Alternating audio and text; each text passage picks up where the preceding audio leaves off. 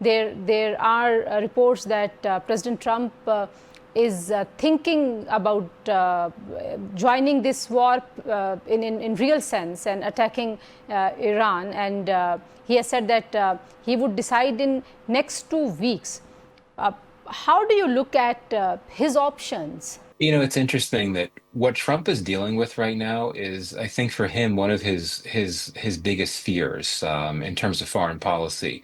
What he has wanted to avoid at all cost is being in a position where questions will be asked about whether the U.S. should get involved in a war. I mean, he was elected on a platform to not get involved, not to start wars, not get involved in other countries' wars.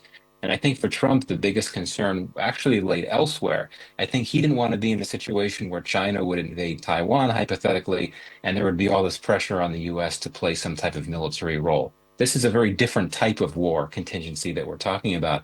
I really do not think that President Trump wants to join the war militarily alongside Israel. I really don't think he wants that. And I would not be surprised if his messaging, including his tough talk and his insistence that Iran cannot have a nuclear weapon, I would not be surprised if that's a pressure tactic to try to get Iran to back away and agree to some type of negotiation. But is it getting results for him, like desired results? Because Iran Well, has clearly not. Iran has clearly said that they are not going to bend down to these threats, and also they're not agree to come on for the talks unless Israel is stopped from attacking their sovereign land. Well, I mean, you make a good point. I was going to mention this myself, that even if Iran were to come around to the idea of a negotiation, I don't think Israel is interested in ending its campaign. I mean, we've seen that when India declares its objectives in a war, it does not back away from them. And we've seen this in Gaza, that it was Israel who said it's going to keep fighting until Hamas is destroyed. Now, in the case of Iran, I mean, its stated objective is to eliminate Iran's capacity to develop a nuclear weapon, but it looks like the objectives might have evolved to focus on regime removal as well. Let's be clear. I mean, Trump will be under a lot of pressure from the Israelis, and given the special nature of the U.S. relationship with Israel, it could become a very difficult decision for the president, as much as he would likely not want to be involved militarily. If the pressure builds, and especially if Iran continues to retaliate as it is, or respond as it is, that Yeah, could which put is more likely pressure to on be Trump. the case. Exactly. And also, I mean, another risk, I mean, if the US does intervene militarily alongside Israel, I would not be surprised if Iran and indeed its proxies retaliate by targeting countries that house US military bases in the Middle East. And that's definitely something that Trump does not want either. So it's a tough decision for him. Yeah, but if we look at China's interest and China's body language regarding Israel-Iran conflict, and a possibility of U.S. joining in with Israel, it makes it more difficult. And you mentioned regime change. Do you think that is a wise thing? Because you must have seen from France to Russia to China to even Pakistan, Field Marshal Asim Munir is reportedly, mentioned that he also told President Trump that regime change is not a viable idea for Iran, and you really can't mix Gaza and Iran. Well, I mean, I think there's a pretty strong consensus around this idea.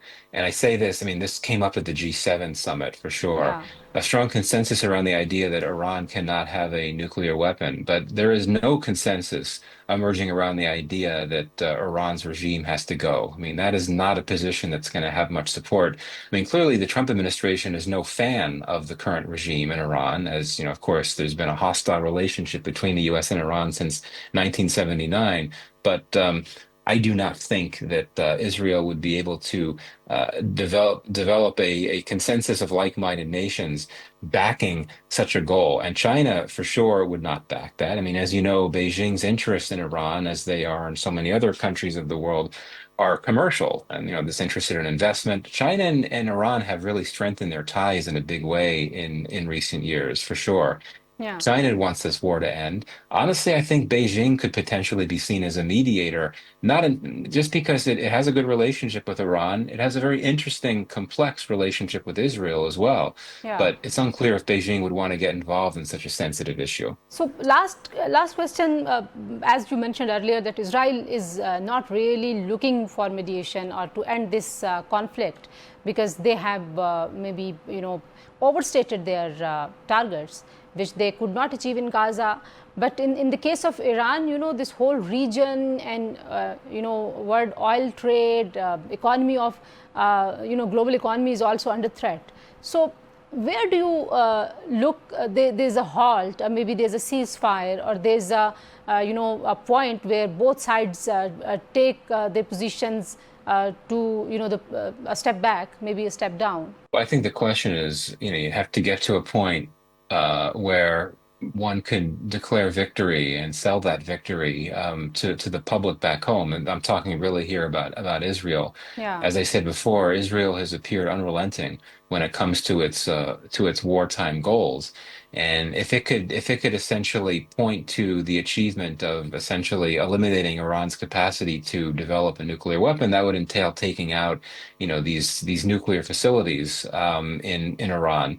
Israel hasn't gotten there yet. I think it would like U.S. military firepower to help with that goal. But I think that given that Israel's stated goals were to remove that Iranian capacity to develop a nuclear bomb, until Israel claims it has concrete proof to indicate that it's achieved that, it might not be willing to back away. But again, we'd have to see how the U.S. approaches this, how Trump might plan to go about this, if the Trump administration makes any threats, which I don't think it would do, such as to withhold future arms supplies to Israel. I don't think it would do that.